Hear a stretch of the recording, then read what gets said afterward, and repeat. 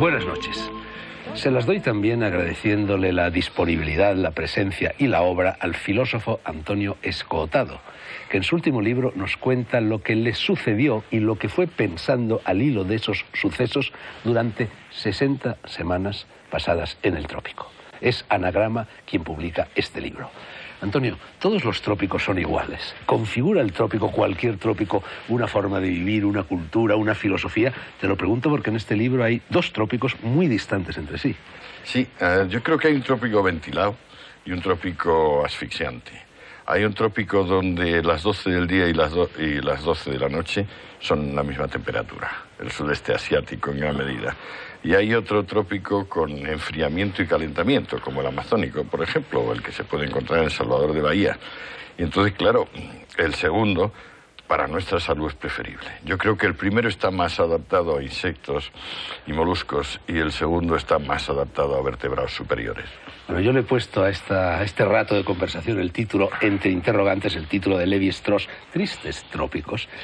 Tu libro es muy crítico con el trópico. El trópico ha sido para ti triste, aunque al final parece como si dejara de ser triste y se alegrara un poquito al final del libro. Bueno, es que siempre he sido un optimista incorregible. Lo que pasa es que me metí en una serie de líos enormes, el lío personal gigantesco de cambiar de familia a los 60 años, que creo que es el riesgo más serio que he asumido en toda mi existencia, y si reencarnase en todas las reencarnaciones potenciales. Y claro, al principio iba muy tocado de ala, iba como una perdiz con 7, 8 perdigones. Pero luego, poco a poco, ese optimismo incorregible vuelve. O sea, digamos, lo que no mata engorda, y mientras esté vivo, seré optimista. Hay una coincidencia numérica entre el título del libro y tu edad. Sí. Tenías también 60 años, los cumpliste mientras estabas escribiendo este libro, ¿no? ¿Hay una relación? Enrique Ocaña, en esta crítica que te hizo en el Cultural del Mundo, habla de andropausia, esa crisis andropáusica que los hombres sufrimos más o menos al hilo de los 60 años, ¿no? Lo menciono, me parece que lo menciono yo en la línea 6 o 8 de la primera página. Sí, es una manera de entenderlo. Cuando haces cosas que ves que te ponen en peligro y cosas que no acabas tú de poderte explicar, una forma sensata es... pues remitirte a algo como eso. Pues mire usted, andropausia, también me podría haber dicho esternocleidomastoideo o algún tipo de cosa novedosa, algo que no sea exactamente lo que te pasa, pero que parece que enfoca hacia allá.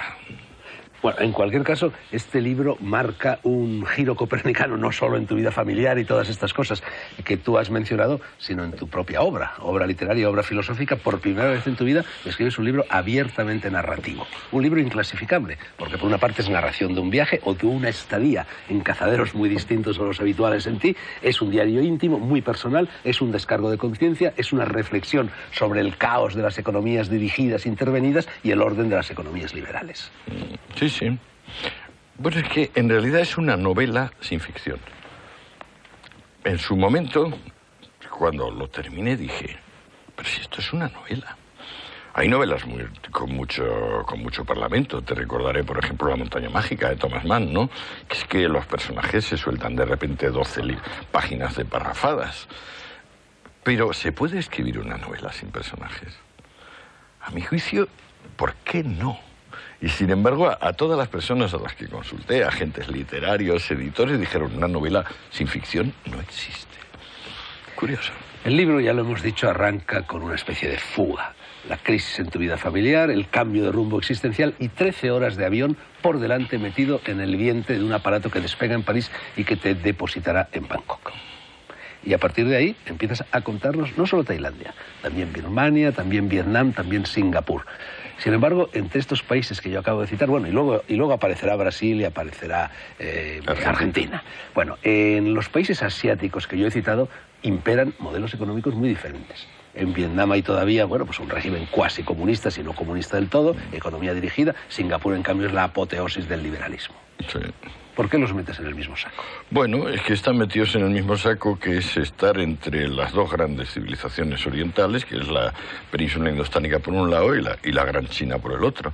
La gracia, digamos, histórico-cultural, antropológica de aquello es que no son ni indios ni chinos, son indochinos. Por eso tiene más gracia el nombre antiguo que tenía la zona, Indochina. que el nombre actual, sudeste asiático. En Birmania se nota mucho más la influencia india, por ejemplo, ¿no? Porque son contiguos, aunque también hacen frontera con los chinos. En Tailandia, yo diría, y en Vietnam se nota más la influencia china.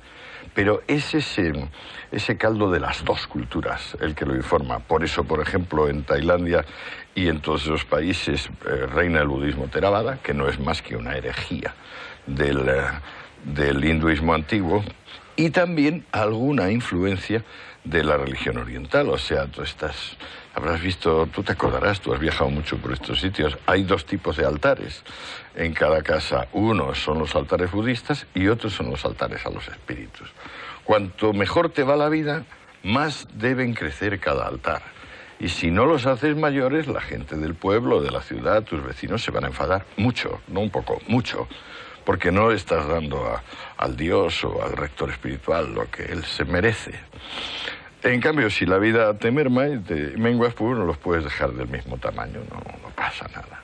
Ya que hablas de altares y de templos, pese al escepticismo tropical que impera en el libro, al final vienes a decir, reconoces que sería conveniente para muchos jóvenes españoles, occidentales, de nuestro entorno, pasar una temporadita en un templo budista. Uy, sí. La verdad es que me fue gustando cada vez más fue la dimensión de eternidad de esos parajes. Me parece que hay unas partes que le dedico al Carabao, al búfalo de agua, que es como un prototipo de la serenidad impasible. Y al mismo tiempo de la benevolencia hacia los humanos, porque yo me he hartado de ver carabaos con niños subidos encima, como mi niña Rebeca de 4 años subida a un animal que pesa 1000 kilos, pero no pasa nada, ese animal no hace daño a nadie. También llevan pajaritos encima que picotean los llevan parásitos, cogida ¿no? una anilla de la nariz, o sea, pero sin hacerles un roce. Y bueno, acabé convenciéndome de que, claro, el monasterio, el Wat budista, es incomparablemente mejor que nuestros antiguos cuarteles. O sea, nosotros perdíamos el tiempo, el humor, y nos daba úlcera justificada estar allí entre aquellas voces de mando y aquellas arbitrariedades criminales de la jerarquía militar. Y en el monasterio, en el Wat, claro, nuestros chicos que ahora andan, pues eso, con movilmanía, bulimia, anorexia, drogomanía o lo contrario, con todos esos temas, 3 mesecitos cada año de monasterio, me parece que sería excelente. Hombre, yo haría unas modificaciones, Fernando, o sea, por ejemplo, suspendería el voto de castidad. Ellos tienen voto de castidad, obediencia y pobreza. Yo durante esos meses les suspendería el voto de castidad y permitiría monasterios mixtos, wats mixtos. Bueno, en realidad da lo mismo, porque el voto de castidad, aunque se formule, nunca lo respeta nadie o casi nadie, ¿no? Ni en el cristianismo, ni en el budismo, ni en ninguna parte, ¿no? Nosotros nos íbamos y cuando faltaba una semana o 3 días para irnos, unos monjecitos se afeitaron, se pusieron cejas postizas porque están obligados a afeitarse, y se pusieron peluca y se fueron a un karaoke. Los pillaron.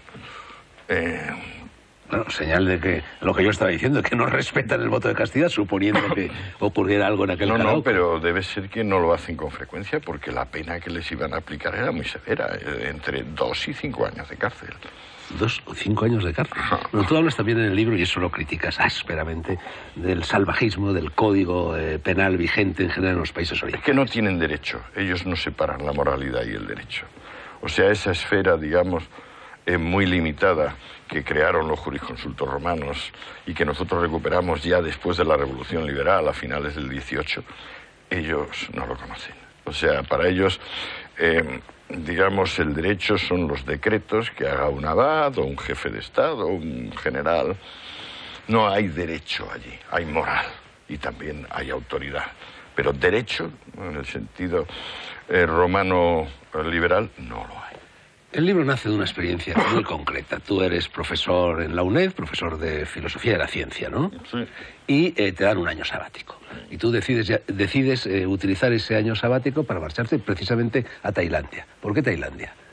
Quiero irme a Vietnam, pero con la burocracia comunista es imposible. De modo que aunque hago gestiones frenéticas, me voy a París a ver al embajador, obtengo todo tipo de promesas, luego todo se queda en el telón de bambú.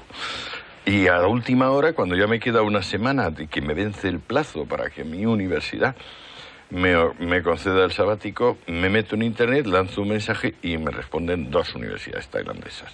Naturalmente meto mi currículum. Ahora es mucho más cómodo, porque ahora con el buscador Google simplemente coges y dicen búsquenme en Google y ya está. ¿Tú eres un hombre a un ordenador pegado? Porque en el libro tiene muchísima presencia el ordenador, sí, ¿no? Claro, bueno, es que tu cordón umbilical con... Allí no hay periódicos, salvo el Bangkok Post. Allí la tele, pues, hasta que no te conectas a la red de canales internacional, no entiendes nada, porque todos son... Hay muchos canales tailandeses, pero no entiendes un carajo. Y, pues claro, el ordenador era para mí el compacto de la británica, es decir, una tremenda cantidad de conocimiento potencialmente pesquisable, y por otra parte Internet, y por otra parte mi útil de trabajo, porque yo para entonces estaba escribiendo artículos en Diario 16, un periódico que desapareció. Yo creo que desapareció en parte por lo bien que me pagaban los artículos. Lo hundiste. Bueno, al final del libro confiesas cierto arrepentimiento por no haber aprendido una lengua que te permitiera entender la tele, por ejemplo, y también con tus semejantes por allí, ¿no? Me tranquiliza, sin embargo, eso, el poco interés que ponen los tailandeses, por ejemplo, en aprender la lengua castellana, de la cual tenemos unos tesoros indudables en términos originales.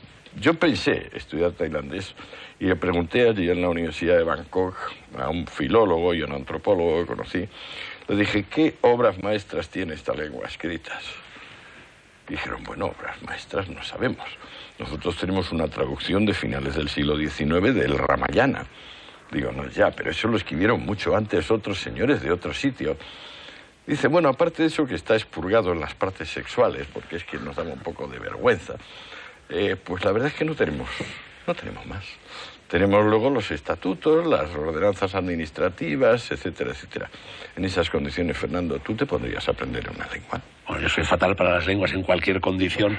Es el motivo académico que aduces para justificar ese año sabático es la redacción de un trabajo sobre las causas de la pobreza y de la riqueza en Oriente y en Occidente. Gran parte de ese trabajo está ya volcado en las páginas de 60 semanas en el trópico, ¿no? Sí. Sí, lo que pasa es que ahora preparo, digamos, el tocho gordo, ese libro... La crítica de la razón roja. No, la crítica de la conciencia roja. La conciencia roja. Sí, la conciencia roja.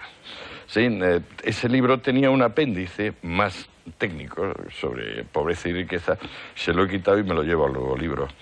Pero sí, esta es la base de mi investigación. Me he dado cuenta, si parece mentira que no me haya dado cuenta yo antes, e incluso que todavía siga esto poniéndose en duda, que un país no es rico porque tenga diamantes o petróleo. Un país es rico porque tiene educación. Educación significa que aunque puedas robar, no robas. Educación significa que tú vas pasando por la calle, la acera es estrecha, y tú te bajas y dices, disculpe. Educación es que, aunque vas a pagar la factura de una tienda o de un restaurante, dices gracias cuando te la traen. Das propina y cuando te devuelven, lo último que te devuelvan, vuelves a decir gracias. Cuando un pueblo tiene eso, cuando un pueblo tiene educación, un pueblo es rico. O sea, en definitiva, la riqueza es conocimiento. Y sobre todo un conocimiento que le permite el respeto ilimitado por los demás. Si tú te metes en gran parte del mundo en un vagón de metro, en un autobús apretado, es muy raro que cada uno de los que te vaya apretando vaya diciendo, como sucedería en Suiza, hoy en día en España, perdone, disculpe, perdone. Donde no se produce eso, el pueblo es pobre. Bueno, hemos dicho que hay 2 libros en uno. Uno es la parte de diario íntimo, la otra es la parte, en fin, de especulación filosófica, filosofía moral. Porque tú has dicho que este es un libro fundamentalmente de filosofía moral, ¿no? ¿Por qué? Claro, ¿Qué sentido? Bueno, es una revisión de Hume. Pues yo había dejado a Hume fuera, como yo venía de filosofía pura y dura, o sea, Aristóteles. Venías de Aristóteles Hegel. Claro. Y redescubres a Hume y Adam Smith. Exacto, Hume y Adam Smith. Los 2 mentores de la filosofía moral predominante en el libro. Moral Philosophy se llamaba la cátedra a la que aspiró vanamente Hume y que luego le dieron a Smith. Y Moral Philosophy es la economía política. Si tú te fijas, la economía política no es más que un análisis, y si puedes una explicación, de los usos y costumbres que hay en cada plaza, o sea, respecto de cada cosa. Y entonces, a diferencia de la ética, que siempre es una regla de conducta personal, La moral es una regla de conducta grupal. Y la regla de conducta grupal, por excelencia, es la costumbre. Entonces estos son filósofos de la costumbre, son analizadores de la costumbre. Hume es un filósofo olvidado por los lectores, quizá no por los profesores de filosofía en la universidad, pero sí por los lectores. Sería conveniente ahora, vamos a eliminar al escotado novelista y vamos a hablar con el escotado profesor de la UNED. Sería conveniente, si eres capaz de ello, que resumieras un poco la filosofía de Hume para que la gente que seguramente no la tiene en la punta de los dedos la recordara. Fenomenal. Cuánto te agradezco esta oportunidad. Hume, por una parte, es estoico, es decir, alaba la firmeza del carácter, la entereza. Pero al mismo tiempo se da cuenta de que con el mero estoicismo, con la mera entereza, no se llega demasiado lejos, más que en el sentido de extralimitarte en tu orgullo, porque en el fondo lo que estás creyendo es que puedes lidiar favorablemente con el dolor. Y entonces, su propia evolución espiritual le lleva un paso más allá de la entereza del estoico, que es la elegancia del epicúreo. La humildad en el placer, el permitirse todos los placeres siempre que no lleven consigo dolores mayores, el cálculo, esa mezcla de ternura y inflexible previsión. Y en la práctica, una vez que, digamos, él ha hecho esa transición interior del estoicismo al hedonismo o al epicureísmo, él es el primer gran teórico económico. Él es el primer hombre que ve como conjunto las relaciones comerciales entre naciones, sobre todo las naciones de Europa. En su tiempo todavía imperaba una doctrina del mercantilismo que la podemos describir como barre pa' casa. Barre pa' casa. O sea, por ejemplo, los mercantilistas ingleses o holandeses decían, este país va a vender, no va a comprar. Los demás tienen que comprarnos, porque a nosotros no nos interesa más que vender. Así acumularemos el metálico. Y Hume dice, qué tontería. Ustedes acumulan el metálico, en el momento en que hay acumulación de metálico suben los precios, en el momento en que suben los precios no sale tan a cuenta fabricar las cosas que ustedes venden, y entonces automáticamente se redistribuirán tanto la liquidez como la producción. Ahí te das cuenta de la profundidad de concepto que él tiene, porque él ve en movimiento y en conjunto lo que otros no ven más que fijo y en detalle. Y luego ya viene el Hume definitivo, el Hume de contacto con la muerte, su muerte, cómo lleva él su muerte y cómo hace salir a la filosofía del sueño dogmático. Como él dice, todo lo que vosotros llamáis causas y efectos, yo lo llamo creencia. O sea, por ejemplo, yo caliento una olla al fuego y el agua se va a calentar. Pero esto es una creencia. Yo participo de la creencia, dice Hume. Estoy prácticamente seguro de que si pongo a calentar un agua al fuego se calienta. Pero eso no quiere decir que tenga una explicación para el caso de que no se caliente. Kant dice entonces, este hombre me ha sacado del sueño dogmático. Y le cita al comienzo de la crítica de la razón pura. Cuando yo estudié filosofía en el colegio, no en la universidad, a Hume siempre me lo presentaban con la etiqueta de escéptico. Es por eso que acabas de decir, por plantearse cualquier creencia críticamente. Por criticar el principio causal, por decir que la relación entre causa y efecto no es necesaria, sino que es un asunto de fe, de creencia. Muy valeroso, hay que ser muy valeroso. Vamos a seguir hablando de esto, pero antes vamos a hacer un pequeño bucle volviendo a la parte de diario íntimo de 60 semanas en el trópico. En la parte teórica, en la parte filosófica, tú pisas fuerte. Hay en ti incluso cierta arrogancia occidental. En cambio, en la otra parte no pisas fuerte, todo lo contrario. Tienes sentimiento de culpabilidad, eres implacable contigo mismo y vienes a acusarte de ser un hijo único, caprichoso y despectivo.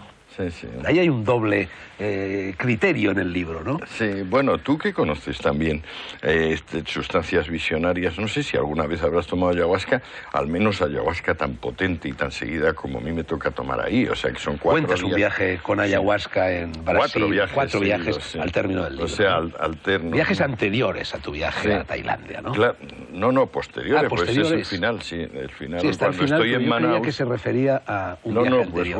voy sea, digamos, lunes, miércoles, viernes, domingo. Y claro, ya el domingo ya es mucho viajar, ya es el cuarto. Y la ayahuasca Yo creo que se diferencia de otras grandes drogas visionarias, como por ejemplo el ácido o los honguitos o la mescalina, en que es mucho más social. O sea, en que a mí por lo menos me tenía presente a todos los demás. Bueno, de hecho se toma siempre coralmente, ¿no? Incluso con factores telepáticos inquietantes. O sea, dicen que tiene telepatina, una sí, sustancia lo llamaban activa, telepatina, ¿no? Psicoactiva. El primer químico que aisló los ingredientes activos, que por cierto se equivocó porque son 3 y él creyó que era uno solo, lo llamó telepatina. A mí desde la segunda toma me daba la incómoda sensación de que cualquier cosa que pasase por dentro de mí me la estaban captando los demás. Y yo desde luego estaba dentro de mis vecinos, o sea... Pero claro, hace falta unas dosis. Yo en España me habían dado ayahuasca un par de veces, pero nunca me había puesto ni remotamente cerca de eso. También es incómodo. En esas altas dosis tienes una tendencia a vomitar, al vómito y a la diarrea, que casi imparable. No sé, hay que estarse muy quietecito. Me preguntabas antes si yo he tomado ayahuasca, y sí, por supuesto que la he tomado aquí y en Brasil. Y a mí me sucedió en la primera ingesta de ayahuasca algo que realmente me sorprendió mucho porque no me había sucedido nunca antes en otros viajes psicodélicos. Me sucedió que me asomé a mi conciencia. Ya que hablábamos de sentimiento de culpabilidad en la parte diario y íntimo, yo me asomé a mi conciencia, la vi como un tubo, creí que ese tubo iba a estar lleno de escupitajos, de telarañas, de murciélagos, y entonces me sorprendió muchísimo porque estaba limpio, bruñido, como los chorros del oro. Y entonces me descondicioné tremendamente. Bueno, y precisamente tú te vas a Oriente, y Oriente, una de las cosas que propone la sabiduría oriental es el descondicionamiento frente a todo sentimiento de culpa, lo cual seguramente tiene que ver con la existencia o no existencia del pecado original, que allí nunca lo hubo. No, sí, además ahí me lo dice. Una de mis compañeras dice, tú mereces la dicha, sabes que la mereces y sin embargo no te atreves a reconocerlo. Y lo que evidentemente me da cuando yo ya me envuelvo en la sábana y digo, bueno, vale, ahora me trago la culpa y ahora vamos a ver si me muero, ya definí tranquilamente. Entonces no solo es que no te mueres, vas respirando cada vez más firme, más claro. Y lo que va apareciendo no es el yo, estoy mejor, estoy peor, sino van apareciendo los otros. Van siendo cada vez más intensa la sustancia de todos los que te acompañan. Por eso a mí el sentimiento que me da es un sentimiento republicano, es decir, un sentimiento de cosa común, o sea, de la sustancia participada por cada uno de nosotros. A mí el segundo hecho sorprendente que se produjo en mi primer viaje de ayahuasca, te lo digo también, se lo digo sobre todo al filósofo, porque tiene bastante que ver con el ser y la nada, para ponernos así un poco pedantes. De repente vi un agujero negro y me caí en el agujero y durante aproximadamente media hora, lo sé porque al emerger del agujero miré el reloj y había transcurrido aproximadamente media hora, estuve en la nada, no existí. Y sin embargo fue extremadamente placentero. Y lo cual me ayudó a superar bastante el miedo a la muerte. A mí me pasó una cosa de tipo espeleológico, sí, o sea, de meterme en una gruta de estas sin vientos, sin luz, sin nada. O sea, a lo mucho, de vez en cuando, la sensación de un goteo, como en las cavernas. Yo antes me confundía cuando te decía que el viaje este de ayahuasca que cuentas en el libro había sido una experiencia anterior, pero me confundía con un motivo. Tú tienes una infancia brasileña, una adolescencia brasileña, habías vivido allí con tus padres. Viví de los 4 a los 14 en Brasil, es mi lengua vernácula, o sea, ahí es donde aprendí a leer y a escribir. Quizá eso es lo que justifica el hecho de que veas con más simpatía el trópico americano que el trópico asiático. No, me pienso ir de sabático a Salvador. Dentro de un par de años ya me toca otra vez. ¿Cómo te toca otra vez? Me toca otra vez, es que llevo 37 años de profesor y solo me he cogido un sabático. Pero no toca cada 7 años. Cada 6, en realidad, para los que ya estamos cerca de la jubilación. Este es el último sabático, vamos, el que te vas a tomar con El Salvador, el último que te queda. Bueno, hace un momento te autocalificabas como un optimista irremediable. Ya sabes que yo siempre te he llamado optimista panglosiano, incluso, y cuando publicaste el libro inmediatamente anterior, es del Caos y Orden, que fue premio de ensayo les pasa, ¿no? Bueno, ya hacías gala de este optimismo panglosiano que sigue presente en la parte teórica del libro. En tu opinión, estamos aproximándonos, estoy exagerando un poco, pero en fin, gracias a la economía de mercado, al mejor de los mundos posibles. ¿También van las cosas en Occidente y tan mal en Oriente? Bueno, no al mejor de los mundos posibles, al mejor de los mundos conocidos. Yo creo que estamos mejor que hemos estado nunca. No solo nosotros, sino, por ejemplo, los chinos. Incluso me dices, Mali está peor. Mali, pues estoy hablando de una de las zonas más espantosas, o Côte d'Ivoire, que nosotros llamamos Costa de Marfil. Sí, pero la diferencia es que, por ejemplo, las estadísticas económicas nos dicen que Costa de Marfil está mucho mejor que hace 30 años y mucho mejor que hace 200. Pero es que nosotros, por ejemplo, los suizos o los españoles, estamos 300 veces mejor. Entonces, si ellos han crecido 2 o 3 veces y nosotros hemos crecido 300 o 400, eso no significa que ellos no hayan mejorado. Eso significa que no han mejorado a nuestro ritmo. Ahora, nosotros nos encontramos con problemas evidentes, gravísimos, de polución, de cambio climático, de capacidad de los padres de transmitir valores a sus hijos. Es muy difícil ahora enseñar buenas costumbres, que es la obligación de los padres. Muy difícil. Ten en cuenta que de los libros se ha pasado a las pantallas. Se parece un poco el tránsito de pantalla a pantalla al tránsito de hoja a hoja en un libro, pero es distinto. La mayor parte de nuestra juventud es analfabeta funcional, en el sentido de que sabe leer y escribir, pero ni lee ni escribe jamás. Y si incluso le dices, oye, escribe esta carta, le puede dar un ataque intenso de angustia que nos haga pensar en llamar al doctor Freud o a algún amigo suyo para que lo calmen, ¿no? Tus hijos, ya que los mencionas, tienen bastante protagonismo en el libro. Van y vienen, ese montón de hijos que tienes, porque si hubieras vivido, que viviste en la época de Franco, te habrían dado un premio por familia numerosa, ¿no? Sí. 6, y creo que vas a incorporar un 7º en fecha próxima. Sí, voy a incorporar un 7º, sí. ¿Cómo reaccionaban tus niños cuando llegaban al trópico, ante el trópico? Cada uno a su manera, porque cada uno tiene su edad y tiene su constitución. Es el más divertido, el que yo creo que el que más hablo es mi hijo Jorge, que es hercúleo, tiene la bondad, la salud y la energía de Hércules. Incluso sexualmente. Cuentas ciertas proezas en la isla aquella que sirvió de base a una película, horrenda la película. Sí, cierto, sí, ¿no? pero es verdad que consiguió, digamos, cohabitar con varias mujeres y al mismo tiempo evitar que le tocasen la cartera. Esto ni el mismísimo Hércules lo logró. O sea, Hércules, si cohabitaba, se le llevaba la cartera, ¿sí?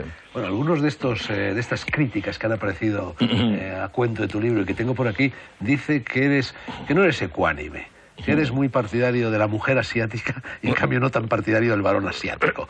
¿Razones sexuales aparte, hay algún otro motivo así de más profundidad? Bueno, batallitas no hay ni una en este libro. No, batallitas tuyas, al contrario, permaneces casto a lo largo del libro. Sí, soy completamente casto a lo largo del libro. Pero defiendes a la mujer asiática y en cambio atacas duramente al varón asiático. Es que la mujer asiática trabaja, el hombre asiático no trabaja.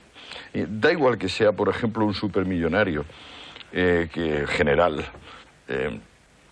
o que sea un pobre desgraciado, analfabeto, que vive en una aldea mísera de la provincia, por ejemplo, Isan, más miserable de Tailandia. Da igual, quien trabaja es la mujer de cada uno. El hombre no trabaja, el hombre está allí, pues, tomándose unas copichuelas con los amigos, sesteando en las salas esas rectangulares, o zorreando. Por eso yo digo en el libro que tiene fama el Thai de ser el varón más putero del planeta. O sea, cuando hicieron la Universidad de Chulalongkorn unos estudios bastante detallados sobre la famosa prostitución tailandesa, no tuvieron más remedio que reconocer una cosa que no gustó al gobierno, que es que 5 de cada 6 mujeres son para tailandeses. Lo que pasa es que los burdeles tailandeses no son como los burdeles de los turistas, o sea, son tiendas de muebles, peluquerías, otro tipo de establecimientos comerciales donde ellas llevan unas cintitas que revelan aproximadamente cuáles son sus precios. Última pregunta antes de la publicidad, Escotado. Has hablado antes de la contaminación como uno de los males del mundo occidental. Bueno, Bangkok es una de las ciudades más contaminadas del planeta. Bueno.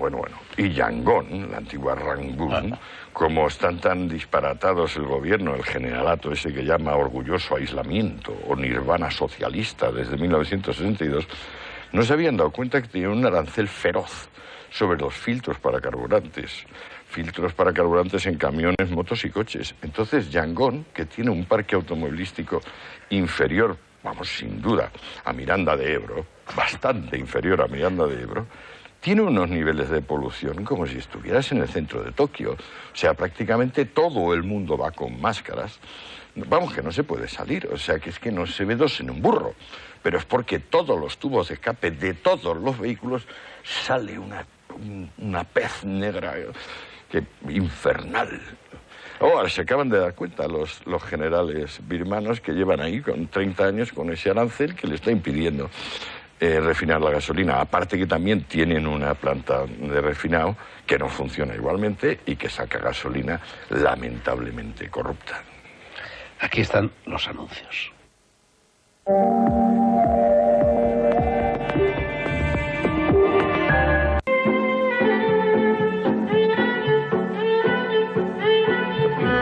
Segunda parte de Negro sobre Blanco. Un solo autor y un solo libro en ella. El autor es el filósofo y un poquito novelista últimamente Antonio Escotado, y su libro, que es donde por primera vez se acerca al género narrativo, es este, 60 semanas en el trópico, publicado por Anagrama. Antonio, en el libro hay muchísimas descripciones. Te demoras, te recreas, se ve que disfrutas en ellas. Descripciones botánicas, descripciones zoológicas, descripciones de usos y costumbres, de todo. Sí, sí, yo creo que es la base, o sea que si el libro tiene algo defendible, es eso.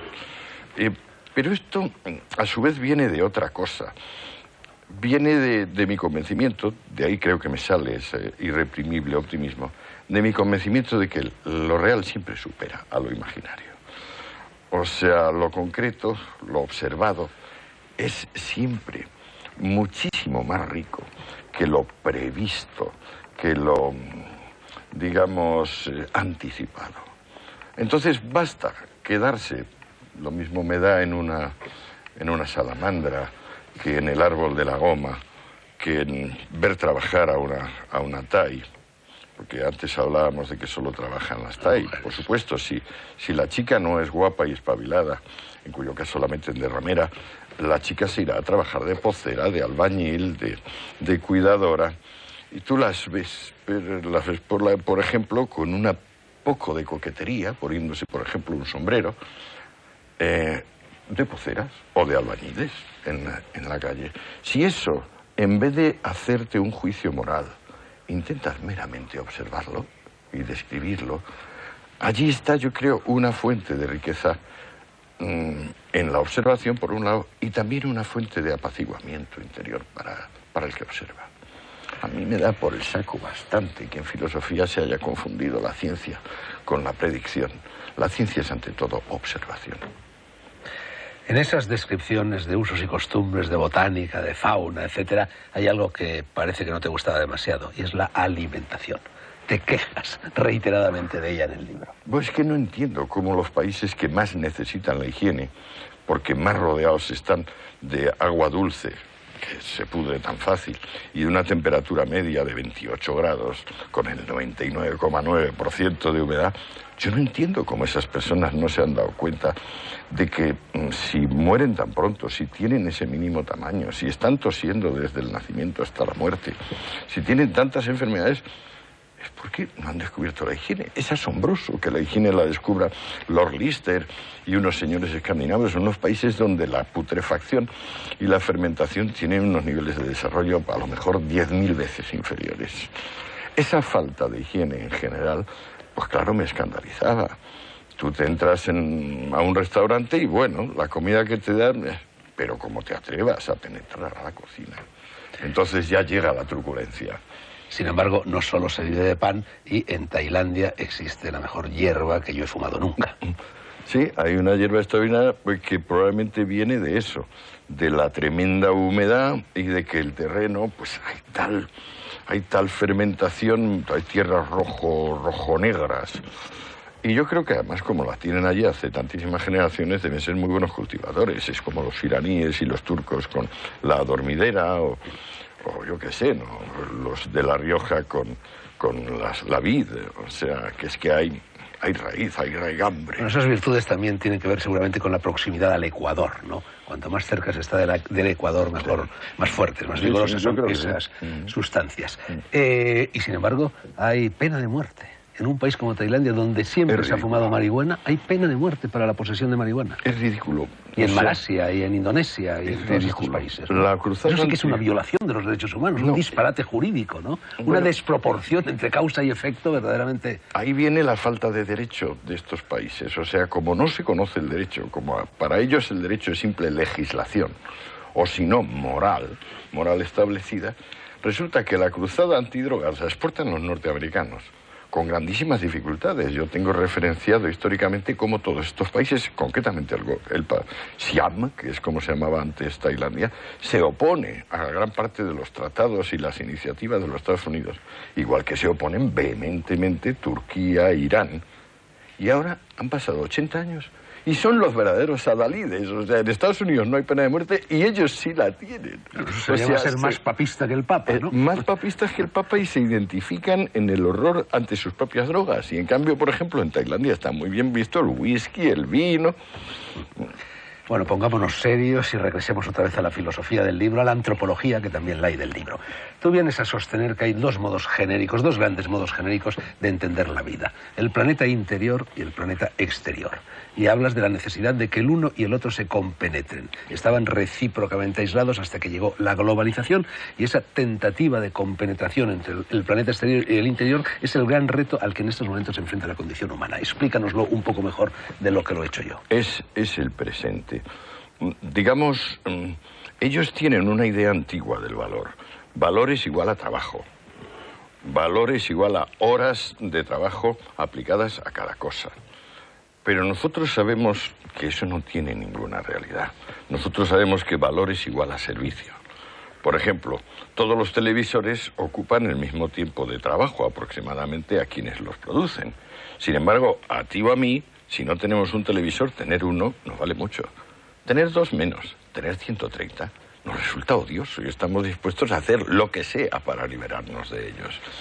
Sin embargo, todos estos televisores cuestan lo mismo en hora. O sea, en estos pueblos todavía no cunde la idea de que para vivir, y sobre todo para vivir bien o muy bien, lo que tienes es que ser capaz de prestar servicios útiles a otros.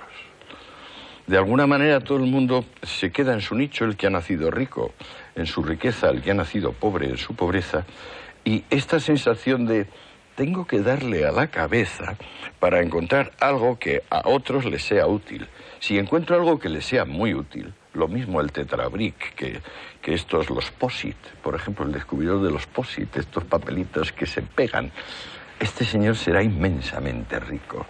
¿Por qué? Porque ha hecho un favor, aunque sea chiquitito, a una inmensa cantidad de personas. Este respeto que viene con la ciudadanía y con la revolución que impone el derecho, donde antes no había más que legislación o veleidades morales de cada lugar.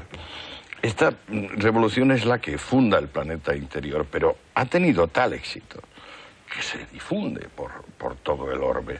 Y entonces hay como es el desasosiego, el terror de perder pie y de meterse en otras cosas, pero al mismo tiempo cuando tú ves a los thais o ves a los birmanos o ves a los vietnamitas, comprendes que si bien la gente de nuestra edad está un poco fuera y está dispuesta todavía a vivir de los cocos y de los otros frutos, de las papayas, o de unos pollos que andan por ahí, desplumados naturalmente, porque hace tanto calor que plumas no tienen, te das cuenta que todas las generaciones jóvenes están dispuestas a lo que fuere, por un Walkman, por un Vespino, un velomotor, por ropa de marca, por ponerse la gorra del revés y por irse a un 7-Eleven, a parecerse a una reunión en Manhattan o en las Ramblas. ¿Cómo anda aquello ahora de hippies? ¿Sobreviven? Está lleno de hippies. Está lleno de hippies. O sea, el que quiera buscar hippies se tiene que ir a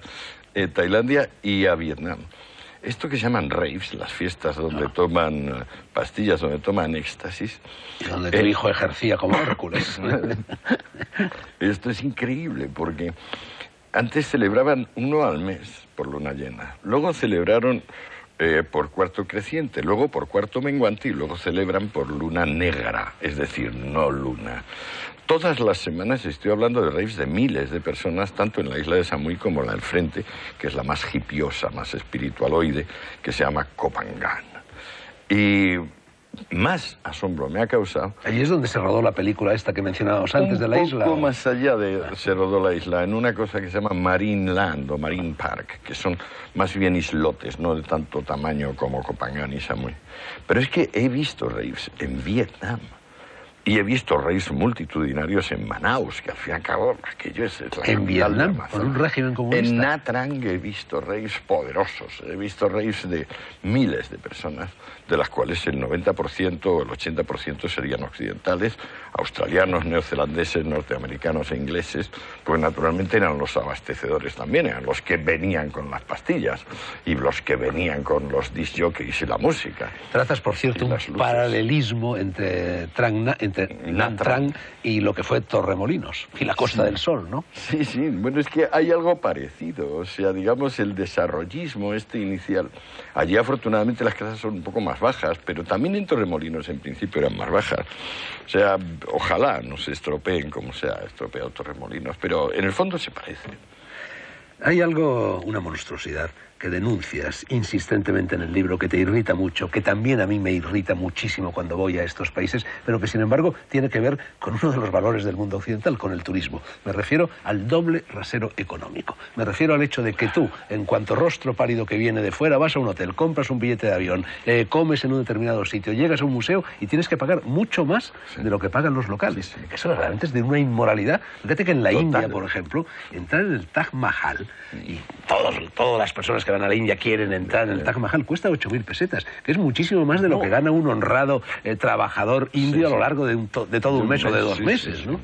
No, y en Tailandia y en Birmania hay, bueno, y en Vietnam, se llama cortesía con el nacional, que si tú haces una cola... Y descortesía con el foráneo, claro, si haces una cola, ya al final llegas ahí, pero tienes 2 thais o 2 vietnamitas detrás de ti, tienes que hacerles espacio y ellos van a ser despachados antes para lo que fuere, un visado, un pasaporte, un permiso de esto o de lo otro, pagar el teléfono.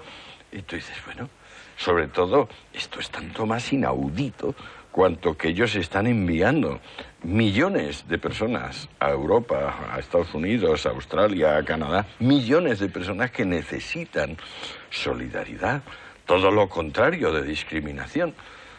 Pero bueno, eso es otra de las cosas que al no conocer el derecho, no conocen el principio de reciprocidad. No lo entienden. O sea, por ejemplo, está muy mal visto hacer preguntas, porque a lo mejor el preguntado no sabe contestar, entonces queda en mala posición. Y si uno dice, bueno, pues no hago preguntas. Sin embargo, ellos hacen preguntas sin parar. Te llegan a preguntar qué ganas al mes, cuántos hijos tienes, cuánto te vas a quedar. Entonces, el principio de reciprocidad no lo tienen claro. O sea, simplemente la vieja cosa mercantilista de barrer para casa, barrer para casa, barrer para casa. Y tú dices, no, si donde vamos a ser prósperos es todos reconociéndonos a todos. Un respeto que todos nos merecemos. Pero no, eso cuesta. Los occidentales tienden a creer que la filosofía es un producto exclusivamente occidental, que nace en Grecia y alrededor de Grecia se produce una serie de círculos concéntricos, Alemania, etc. Sin embargo, hay también una filosofía oriental, una filosofía poderosa, una filosofía incluso en muchos casos anterior a la formulación filosófica de la Hélade, ¿no? ¿Has aprovechado tu paso por allí para estudiar un poco esta filosofía? Pues sí, la verdad es que sobre todo la religión que tenía allí, que era el budismo Theravada, el budismo del sur, que le llaman también de los antepasados o democrático. Esto sí que le estuve prestando mucha atención a través de un amiguete que llevaba allí 20 años y tenía gurús. Son bastante sabios, es decir, uno se encuentra en los monasterios budistas un señor trilingüe con toda tranquilidad que le está hablando igual de André Malraux que de Aristóteles. Esto es, no lo puedo negar. Pero la filosofía que nos llega de este mundo que yo creo que entra como con un chorro poderosísimo a través de Platón. El gran Platón es el que coge la filosofía oriental, todo esto de la transmigración de las almas, la eternidad de lo espiritual, los votos de pobreza, obediencia, castidad, los principios comunistas de la República, todo esto. Toda esta tendencia acaba llevando, con Schopenhauer, en el siglo pasado, en el XIX, después de mucho digerirla a Occidente, al extremo pesimismo en el que realmente consiste. O sea, a los infinitos grados de inanidad del ser. ¿Hasta qué punto el ser realmente es nada? Menos que nada. ¿Hasta qué punto el mundo no es más que ilusión? Velo de malla. ¿Hasta qué punto la felicidad no se puede conseguir más que renunciando al deseo?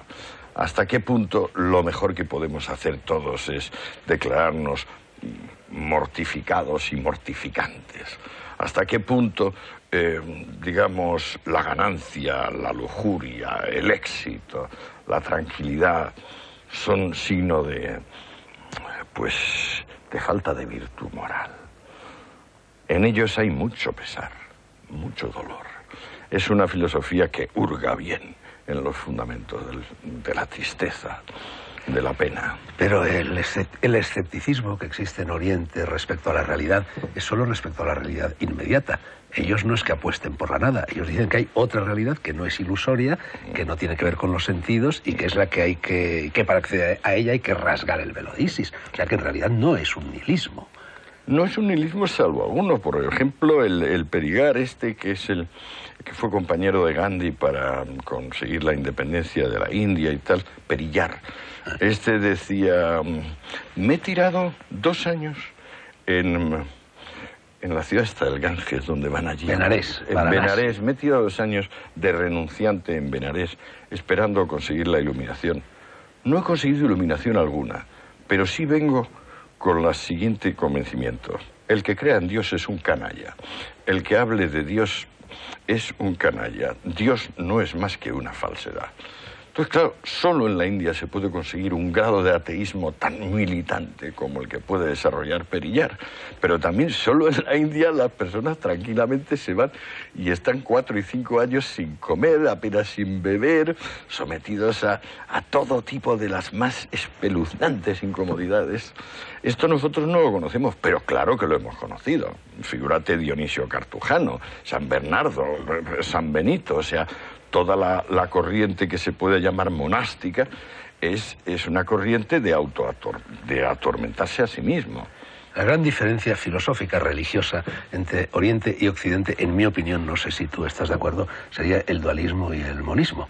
Todas las religiones occidentales son dualistas y, en cambio, las religiones orientales y también la filosofía oriental es monista. Existe una sola sustancia, una sola energía, una sola materia en el universo, y eso quizá es lo que explica ese inmovilismo social al que tú te refieres en el libro.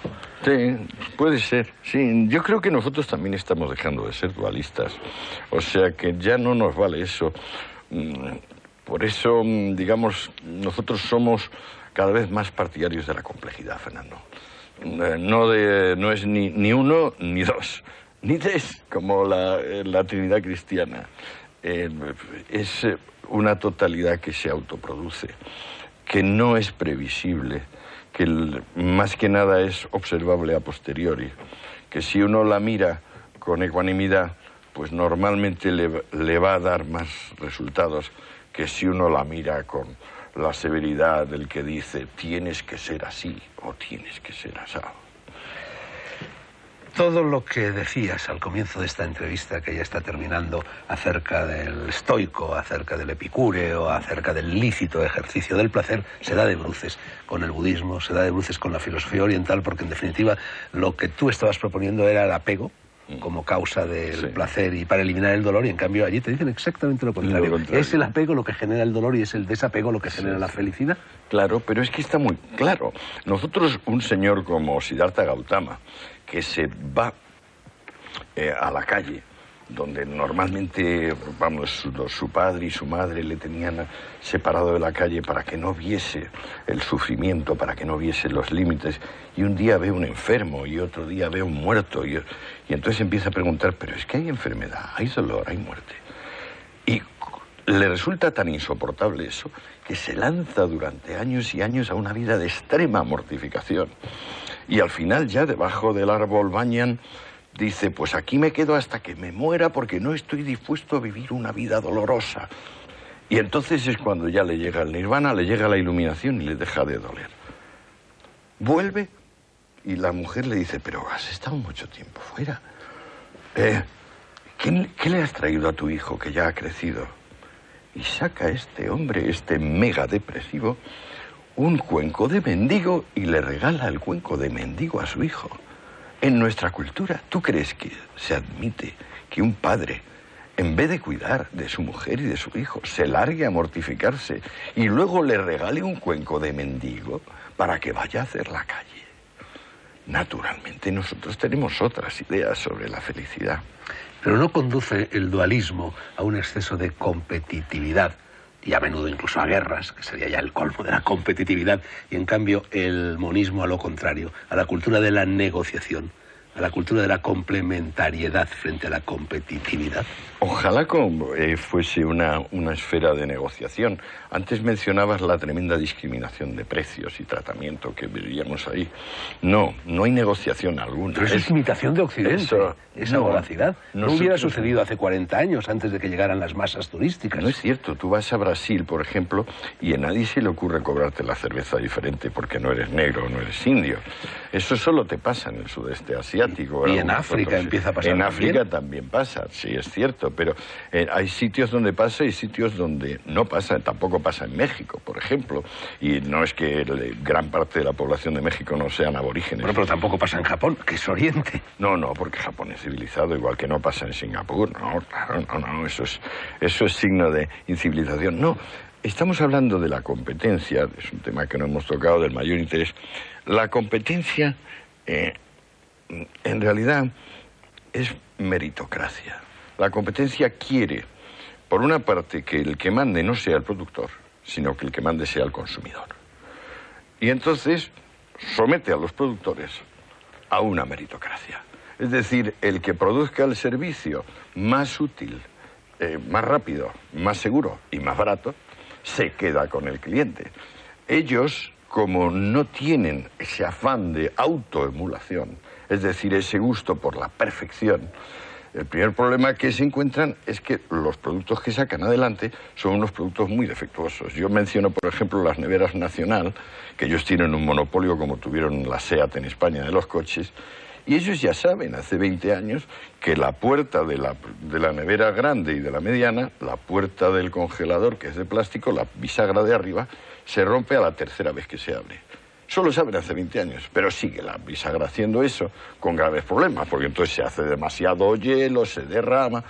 No es que lo piense yo lo observé durante un año, pero luego fui comentando con amigos, dueños de hoteles. Pasa así. Esto entre nosotros es imposible. ¿Por qué? Porque hay una competencia y hay otras neveras y la Nacional pues ocuparía el lugar que ocupa nuestra SEAT. Pero ¿no choca el concepto de la meritocracia con el concepto de igualitarismo, que es el imperante en la cultura judeocristiana del mundo occidental? Bueno, pero es igualdad, estamos ya fuera de tiempo. Fernando, es igualdad ante la ley. Es igualdad ante la ley, que no tiene nada que ver con igualdad patrimonial.